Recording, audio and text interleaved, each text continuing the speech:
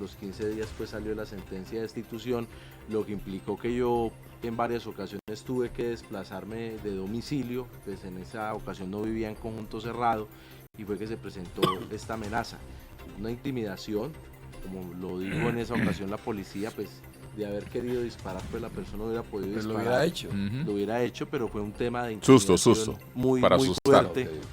Entonces, digamos que esa ha sido una de las escenas más fuertes, pero bueno, hemos hecho la labor y hemos seguido. Creo que eso hace parte cuando uno hace esa tarea y los resultados es lo que lo alienta a uno a seguir a pesar, digamos, de esos puntos negros en el ejercicio. Es decir, usted fue, digamos, el responsable de la destitución del ex senador Carlos Enrique Soto. ¿Qué sintió cuando le dieron la noticia que Soto había muerto? Bueno, pues ya es un tema personal y por supuesto para la familia. Manifesté las condolencias cuando el ex senador falleció en el año 2020. La destitución se había dado en el año 2017.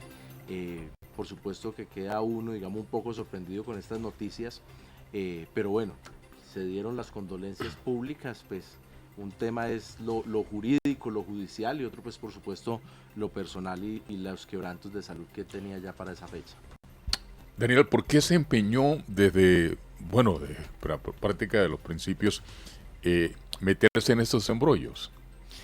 Fermín, el primer tema que a mí me involucró y la gente siempre me pregunta eso, estaba yo apenas iniciando mi carrera de Derecho en el 2013, cuando en Pereira se dio el debate del cobro de valorización. Sí. Ese fue el primer tema que a mí me involucró con lo público y una de las luchas más largas, porque ese proceso judicial duró 4 años. Tan solo en el 2017 tuvimos una sentencia de fondo que obligó a la alcaldía a devolver la plata, pero el punto de partida fue el cobro de valorización, cuando la ciudadanía se indignó tanto con el Consejo de Pereira que creamos el famoso Comité de Indignados, que salíamos por la calle 19, por la calle 19 desde Lolaya Herrera hasta la Plaza de Bolívar, pero ahí participaron muchos actores, Fermín, de diferentes partidos y gente sin partido, porque eso era una causa de la ciudadanía que no tenía con qué pagar el cobro de valorización. Entonces eso fue lo que me incentivó a mí a quedarme en lo público y en la veeduría.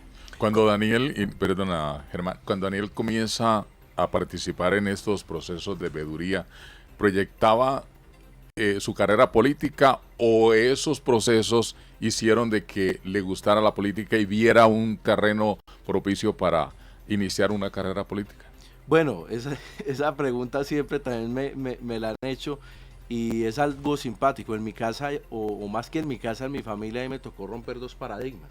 En mi casa nunca habían abogados, no había ningún abogado y en mi casa nadie ha participado nunca en política como candidato. Yo no provengo de una familia política, entonces me meto en lo público en un tema de veeduría, más que todo un tema académico y jurídico.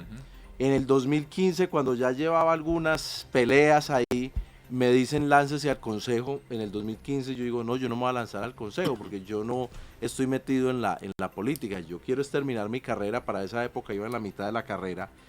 Y en el 2019, ya graduado como abogado y ya pues después de todos estos procesos, surge nuevamente la idea, pero esta vez a la asamblea. Ya me había involucrado en Santa Rosa de Cabal con el hoy alcalde, que en esa época era concejal, en unas peleas allá de zonas azules, fotomultas y recuperando unos predios en Santa Rosa. Entonces surge la idea de salir a la asamblea, pero fue la consecuencia de todo lo que se hizo, porque en mi casa nunca nadie había hecho política, ni hemos sido una familia de tradición en ese sentido, y bueno, hicimos el ejercicio en la asamblea y afortunadamente los risaraldenses dieron el respaldo y ahí estamos ya desde el 2020. A propósito de esa aspiración a la asamblea, ¿cómo se logró? ¿Hubo como una coalición ahí de algunos movimientos o partidos minoritarios en este departamento y usted logra llegar a la asamblea departamental con cuántos votos? Bueno, allí a la asamblea llegamos con la quinta votación, dentro de los 12 diputados con la quinta votación, con 10.300 votos en una coalición de partidos alternativos. ¿Quiénes estuvieron ahí? El Ahí Polo Democrático, que es el partido suyo. Exacto, participó el Polo Democrático, la Alianza Verde, el Maíz, y para esa época la Colombia Humana no tenía personería jurídica, entonces hacía parte de la UP. Entre esos 4 partidos conformamos la lista de la asamblea, que en total sacó 33.000 votos esa lista y nos permitió tener una curul en la asamblea del departamento. Bueno, ahora usted ha estado como diputado estos 3 años prácticamente, porque este año pues ya Eso fue. se nos fue. Quedan 8 días, 16 horas, 47 minutos para que se acabe este año 2023. ¿Cuál es ese balance y ese ejercicio que usted ha cumplido como diputado durante estos 3 años? Bueno, Germán, lo que me ha gustado del ejercicio en la asamblea es que uno está más de cerca en las instituciones. Cuando yo hacía campaña en el 2019, la gente le decía a uno, ¿qué hace un diputado? Porque la gente normalmente siente más cercano al concejal. Sí, la gente no sabe qué hace un diputado ni qué es un diputado. ¿Qué es un diputado? La gente me decía, ¿dónde es la sede de la asamblea? ¿Qué es eso? Entonces uno le decía, no, la sede de la asamblea queda en la misma gobernación. Entonces yo hacía un ejercicio pedagógico en lo siguiente, yo le decía a la gente, ¿usted en alguna ocasión ha utilizado los servicios del Hospital San Jorge? ¿O ha tenido algún familiar que haya utilizado los servicios del Omeris? Entonces la gente, pues claro, el Hospital San Jorge. Entonces yo, el Hospital San Jorge, la asamblea le hace control al gerente del hospital, le hace control al gerente del Omeris, del Hospital de la Virginia, que es del departamento, y acá en Dos Quebradas, el Santa Mónica también es departamental. Entonces la gente no conocía eso. Entonces empezaba el ejercicio por ahí, y uno de los temas que me ha gustado, Germán, en la asamblea es el control que hemos hecho sobre el tema de los hospitales departamentales. Hace unos 2 meses, varios diputados dimos un debate frente a lo que fue la gestión de la doctora María Elena Ruiz en el Hospital San Jorge. Se hizo un debate muy fuerte en la asamblea, más o menos entre 3-4 diputados. La gerente no supo contestar todos los interrogantes y las irregularidades que nosotros colocamos de presente. La señora pues terminó renunciando. Lastimosamente el gobernador la premió nombrándola después en otro cargo, pero le tocó salir a ella de la gerencia del Hospital En San resumen, Jorge. ¿qué era lo que ustedes denunciaban en el San Jorge? Hay un ¿Qué tema estaba pasando? muy delicado que los organismos de control esperamos que nos den prontas noticias y resultados, y es que había un embargo de la EPS Medimás que se había hecho desde el año 2021 hacia el mes de octubre, cuando no había llegado todavía la doctora María Elena. Se lo había hecho la gerente encargada, Nini Lorena, un embargo de 28.000 millones de pesos a la EPS Medimás. Y resulta que para estas fechas decembrinas, hace un año, recién llegada la doctora María Elena, con tan solo 15 días en el cargo, llega y le levanta el embargo a Medimás. Le levanta el embargo. ¿Bajo qué argumento? Bajo el argumento de un supuesto acuerdo de pago, pero Medimás ya había sido embargado precisamente por incumplir el anterior acuerdo de pago. Ella le levanta el 15 de diciembre del 2021 el embargo a Medimás de 28.000 millones de pesos, y a los 3 meses Medimás entra en liquidación con la Superintendencia de Salud. Hoy no hemos podido recuperar esos dineros, con el agravante que ni se van a recuperar.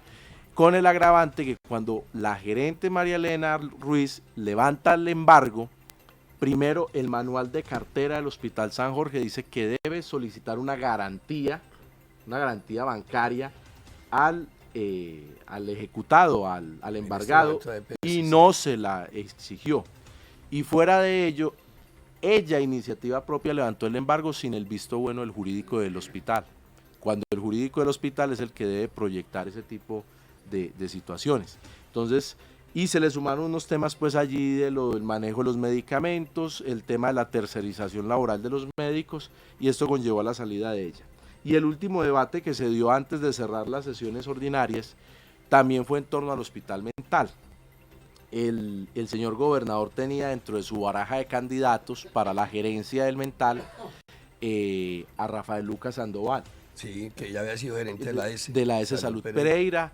En este momento está en el hospital de Copacabana en Antioquia, y hace muchos años estuvo en el hospital de Meissen en Bogotá. Pues una persona Bueno, que también estuvo gerente del San Jorge, ¿no? y en su momento estuvo en el San Jorge también. En la S y en el San Jorge. Una persona que cuando estuvo en la S Salud Pereira pues tuvo bastantes encontronazos con los trabajadores, y que, ojo, hoy tiene un proceso en curso penal en etapa de acusación, Germán, cuando fue director científico del hospital de Meissen en Bogotá, por permitirle a un médico que se fuera 6 meses del país y le siguió pagando el salario, e inclusive le siguió pagando recargos nocturnos, y el médico en Estados Unidos. Eso permitió que el médico se ganara 155 millones de pesos, y hoy la fiscalía, ese proceso está en la ciudad de Bogotá, pues le tocó al médico devolver el dinero. El médico tiene también su proceso, pero lo llamaron a él como director científico pues por permitir el peculado a favor de terceros y la falsedad ideológica en documento público al haber certificado que el médico laboraba cuando realmente estaba en Estados Unidos. Se prendieron las alertas desde la Asamblea Departamental con este posible nombramiento. El gobernador tuvo que echar para atrás este nombramiento y terminó nombrando pues a una funcionaria del Hospital Santa Mónica en la gerencia del Omeris. Entonces, lo interesante ha sido estos debates en torno al manejo de los hospitales públicos en el departamento. Daniel Silva, ¿ha encontrado en la Asamblea, ya en el ejercicio como diputado del departamento, lo que aspiraba, lo que esperaba encontrar allí en la Asamblea? Me explico, en el desarrollo de su trabajo.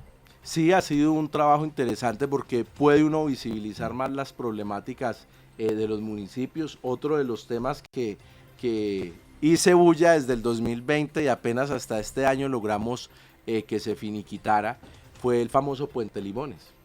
Un puente que duró 5 años allí tirado sin ningún tipo de intervención, donde una entidad del orden nacional, que era el Fondo de Adaptación, había invertido 5.000 millones de pesos en el año 2016 y ese puente quedó allí pues a la deriva.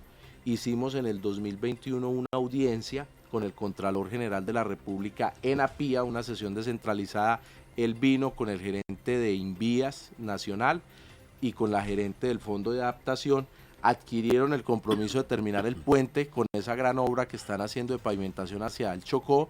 Incluyeron el puente y finalmente hace más o menos unos 5 meses se entregó por parte de Invías este puente. Pues algo que hacía falta era voluntad administrativa, gestión, y pues se logró que ese puente se culminara, Germán. Y ojo, los procesos de responsabilidad fiscal contra el contratista siguen y a la fecha, por medio de las pólizas, la Contraloría había logrado recuperar más de 1.000 millones de pesos. Eso dentro del campo del control político, que es una de las funciones que tiene un concejal, un diputado o un congresista. En la presentación de ordenanzas, de proyectos de ordenanza y en la aprobación de algunas de ellas, ¿cómo le ha ido? Bueno, presentamos un proyecto de ordenanza con estos temas ambientales de la mano del Partido Verde que hemos trabajado, y fue el proyecto de ordenanza que tiene que ver con el cuidado en Risaralda de la apicultura y de las abejas. Mucha gente me preguntaba cuando presenté el proyecto de ordenanza que en qué consistía. Pues nosotros en este momento estamos teniendo una crisis a nivel mundial con el tema de polinizadores, con el tema de seguridad alimentaria. Y ojo, el Congreso de la República en 3 ocasiones ha tratado de expedir leyes en el sentido de controlar el uso de agrotóxicos y todos estos pesticidas y herbicidas. Pues como cosa rara, pues tenemos intereses de transnacionales de por medio, de multinacionales, que han sabido hacer el lobby en el Congreso y no han permitido que estos proyectos avancen. Por eso las asambleas departamentales del país se dieron a la tarea de promover estos proyectos de ordenanza, que no tienen la misma fuerza, por supuesto, que una ley de la República, pero obliga a las gobernaciones a que hagan inversión en este sentido, y eso ha permitido, Germán, que se traigan recursos de regalías, Secretaría de Desarrollo Rural del departamento, y se hizo una inversión en el 2021 de 400 millones de pesos en unidades de producción. Se le entregaron a diferentes apicultores de los 14 municipios unidades de producción para que siguieran adelante con estos procesos de apicultura. Con el siguiente dato: la apicultura no solo se hace también como actividad económica propia, sino que, por ejemplo, tenía un gran amigo en Belén de Umbría que falleció, muy activo allá, el doctor Chamorro, que muchos lo conocían allá en Belén. Él tenía cultivos de café, Jairo Chamorro, y cuando yo presenté el proyecto, él me abordó y me dijo: Daniel, yo hace más de 10 años en los cultivos de café coloco colmenas. Aparte de que es una actividad productiva propia, resulta que la apicultura, el medio de cultivos, aumenta la productividad de esos cultivos, entre esos, por ejemplo, del café. Entonces empecé a recolectar en el departamento esas experiencias y pues los utilizaban en diferentes cultivos, pero lo simpático y lo particular que encontré que era pues dentro de un producto que nosotros cosechamos mucho en estos departamentos, que es el café. Entonces esto ha permitido, Germán, que nosotros hiciésemos el censo también a ciencia cierta de cuántos apicultores hay en Risaralda y cuántas asociaciones existen en el departamento. Y en sí, ¿qué busca la ordenanza? La protección, porque ahí se creó también una mesa técnica donde participa el ICA, participa Secretaría de Desarrollo Rural, la de Salud y la de Educación, con asiento allí las asociaciones. Departamentos como el Quindío han tenido mucha problemática con mortandad de abejas por el uso en cultivos, por ejemplo, en ocasiones de aguacate, de pesticidas y de herbicidas. En Génova, Quindío, cada rato veo yo los reportes de las asociaciones que hay allá que mueren, pero millones de abejas precisamente por el uso de estos agrotóxicos. Entonces, en Risaralda hemos estado en la tarea de crear esa concientización por medio de la mesa técnica. Su relación con el gobernador Víctor Manuel Tamayo, ¿oposición o bloque mayoritario? No, yo desde que llegué a la Asamblea Departamental jurídicamente me declaré en oposición. Hemos acompañado proyectos de ordenanza que hemos visto que están en buen camino, porque no se trata simplemente de uno entrar a votar todo negativo. De hacer pues oposición por hacerla. Exacto, no hay tiene proyectos sentido. de ordenanza, por ejemplo, si llega un proyecto de ordenanza a la Asamblea, hay que aprobar unas vigencias futuras para que a partir del 1 de enero las instituciones del departamento, de los 12 municipios no certificados, tengan seguridad privada. Pues uno cómo va a votar negativo un Claro. proyecto de ordenanza. O para el tema del PAE, que muchas veces hemos visto que alimentación de los alcaldías y niños, gobernaciones se retardan en los procesos licitatorios, son casi los 3 primeros meses sin PAE. Entonces aprobamos Sin vigencias. alimentación los niños. Exacto, entonces ese tipo de proyectos uno tiene que ser muy prudente realmente, que uno no está allí pues, oposición por oposición, sino que realmente acompaña los proyectos que tienen un buen impacto. Obvio, no hemos acompañado otro tipo de proyectos como el endeudamiento del departamento el primer año por 60.000 millones de pesos, no acompañamos la venta y hoy menos mal no se ha podido vender, a pesar que la mayoría de la Asamblea lo aprobó, 7 diputados lo aprobaron, que fue la venta del lote 10 en la zona de la Villa Olímpica, un predio que está valuado en 14.000 millones de pesos. Inclusive esa ordenanza está que pierde su vigencia porque esas autorizaciones tienen un tiempo concreto, limitado, sí. y no lo han podido vender. Entonces, lo que planteamos es, tenemos un lote del departamento en el sector de la Villa Olímpica en Pereira, pues utilicémoslo para un escenario deportivo, utilicémoslo realmente para algo productivo, pero no lo vendamos para que particulares hagan especulación ¿En qué le ha inmobiliaria. ido bien y en qué le ha ido mal al gobernador Tamayo? Creo que el gobernador es una persona humanitaria, caritativa. Le ha tocado la pandemia, le han tocado unas crisis en los municipios. Cuando la Virginia se inunda, le han tocado 2 inundaciones en este periodo. Creo que la gobernación tiene esa asistencia humanitaria que hay que, por supuesto, promoverla. Uno de los puntos en los que se raja, y él lo planteó en su programa de gobierno, es el tema de vivienda. En el 2020 se reestructuró, se le cambió el nombre a una entidad que para algunas personas en los municipios de Occidente no es tan grata, que es la promotora de vivienda departamental, que hoy se llama la EDUR, la Empresa de Desarrollo Urbano y Rural. Se le cambió el nombre y se le amplió su objeto, se le amplió su razón social, y creímos que con esto pues iba a tener la oportunidad la gobernación de adelantar proyectos de vivienda ambiciosos, porque en el plan de desarrollo dejamos plasmado que es un déficit de alrededor de 20.000 unidades de vivienda en el departamento, y hoy no se ha hecho un proyecto de vivienda ambicioso en Risaralda. Se han hecho mejoramientos de vivienda que las personas, por supuesto, agradecen, que le cambien su techo, que le cambien su piso, pero no hemos adelantado proyectos ambiciosos. Se han culminado los que la promotora traía desde hace 10 años, como el tema de Enapía del proyecto San Daniel, que allí hubo una serie de inconformidades de la comunidad de Enapía con este proyecto. Ahí esta gobernación esclareció jurídicamente, pudo hacer las escrituras, se las entregó a los propietarios, pero creo que uno de los puntos que queda debiendo el gobernador Víctor Manuel Tamayo hoy en el 2022 es lo que tiene que ver con vivienda. El gobierno del presidente Petro, usted ayudó a liderar ese proceso acá en el departamento de Risaralda. ¿Ha tenido algún ofrecimiento y algún cargo a nivel nacional por parte de ese gobierno?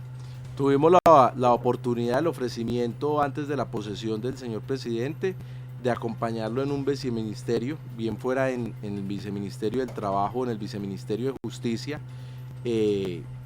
Después de pensarlo una semana. Él le mandó hacer el ofrecimiento. Sí, y después de pensar esta situación, porque me implicaba renunciar a la asamblea departamental casi Claro. que en la mitad del periodo, pues decidí quedarme mejor en el departamento. Es decir, usted rechazó ser viceministro del gobierno. Claro, porque eso me implicaba renunciar a la asamblea, irme a vivir a Bogotá y pues apartarme un poco de estos procesos Pero para locales. su carrera política, administrativa, un logro, ser viceministro, pasar de Sí. diputado a viceministro. ¿Cuántos quisieran eso, Daniel? Pero bueno, también es mejor. Sopesaban otras cosas. Sí, claro, es mejor quedarse uno en el departamento proyectando otro Sí, tipo lo que pasa es que de escenarios llega- y no pasar a un cargo de libre nombramiento y remoción. Llega un momento en que uno se pone a sopesar. El gobierno Santos, por ejemplo, Santos se posesionó, yo no sé si Fermín sabía eso. Fermín, no sé si sabías eso.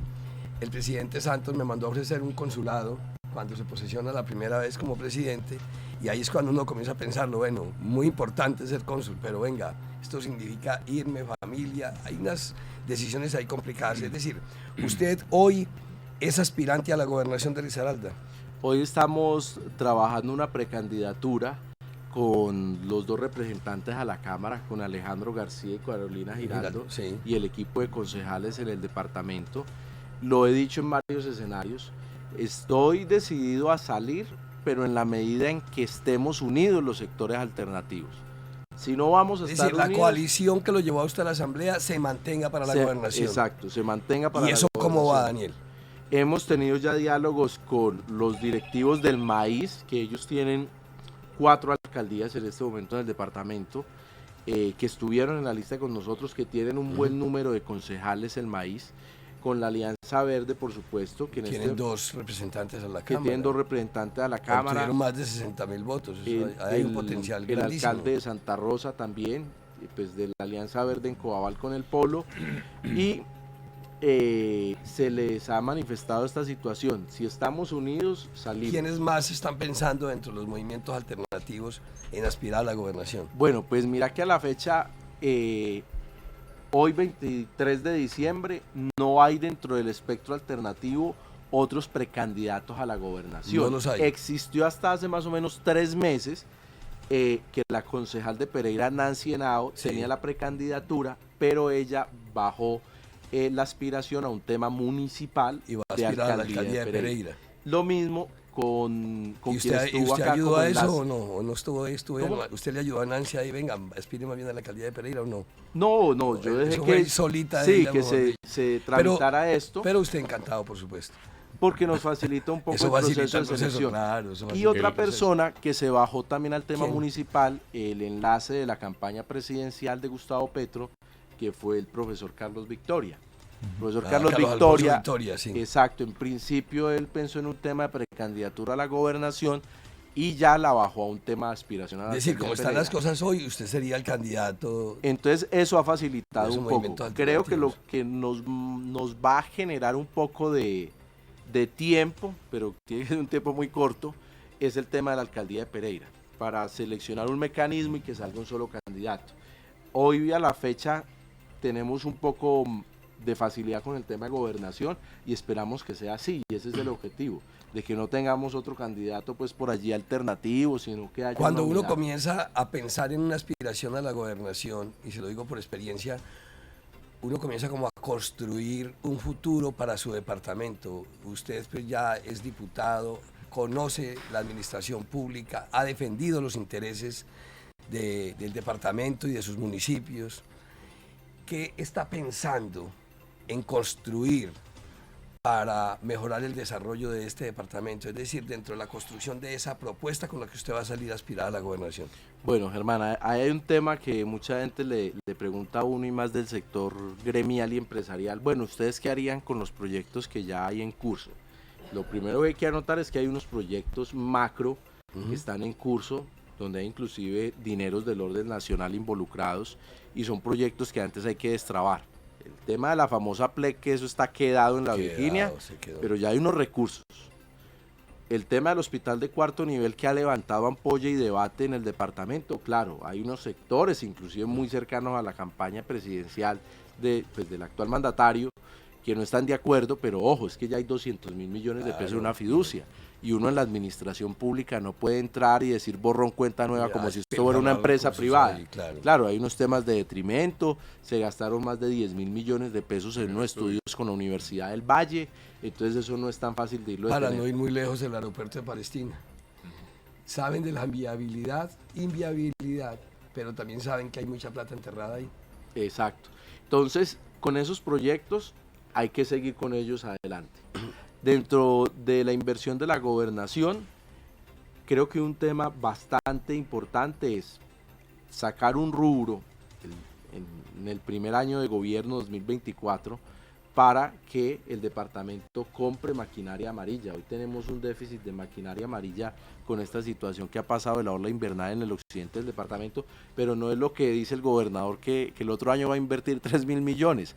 3.000 millones en maquinaria amarilla es muy poco dinero. muy poco. Yo creo que hay que colocar una cifra de 25.000 millones de pesos, que claro, eso va a ser un golpe duro el primer año de ¿Es gobierno. usted pensando en fortalecer el tema de las vías el terciarias. sector del campo? Exacto, de las vías terciarias, porque hoy el gran descontento en Occidente por parte del sector rural, por parte de los campesinos, es que no tienen cómo sacar productos en condiciones óptimas. Si algo piden los campesinos es sus vías en buen estado. Y la gobernación legalmente tiene esa obligación, tiene a su cargo las vías terciarias. Entonces creo que es uno de los temas que hay que empezar también a fortalecer. Y lo que decíamos ahora, ponerle realmente la velocidad que requiere la EDUR para los proyectos de vivienda en el departamento. El gobierno nacional tiene la intención de fortalecer el tema de vivienda y de vivienda rural, entonces decirle al gobierno nacional, ven, acá tenemos una entidad que fue modificada en el año 2020 en su naturaleza jurídica,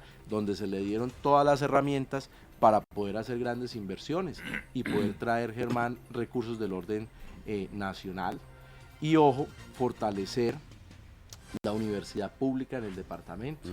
Tanto la UTP, la UNISAR sí es privada, pero la gobernación tiene injerencia en Santa Rosa de Cabal en esta universidad, y yo creo que hay que fortalecerla y permitir que vaya hasta los municipios. Ojo, que ha ido en el pasado, pero que fue en el pasado sin autorización del ministerio y se ganó una sanción en la UNISAR. No, que pueda ir a los diferentes municipios a darle esas carreras agroindustriales a las personas de Occidente, pero con unas buenas condiciones, inclusive con unas buenas instalaciones. ¿Por qué no pensar en una sede de la UNISAR en el occidente del departamento? Diputado Daniel Silva, el tiempo se nos ha agotado. Muy Vamos a tener un 2023 bien movido, un año muy electoral. Seguramente acá va a estar con nosotros hablando de su propuesta de gobierno, de cómo avanza su campaña. Hoy, ¿cuál es su mensaje para toda nuestra audiencia en el Eje Cafetero a través del canal regional 104 de Claro, para la gente que nos está escuchando por la emisora Qué Buena y nos está siguiendo por las redes sociales? Ese mensaje suyo para esta Navidad y para este año 2023 que viene.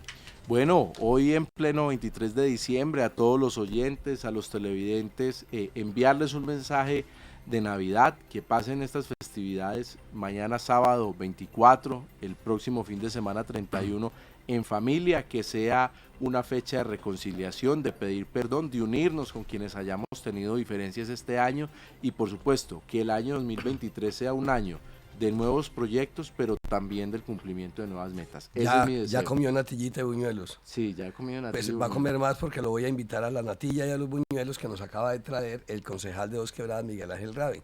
Y le dejo un saludo especial y me dijo, me le entrega natillita de buñuelos al diputado Silver. Yo, con mucho gusto, concejal. Muchas gracias.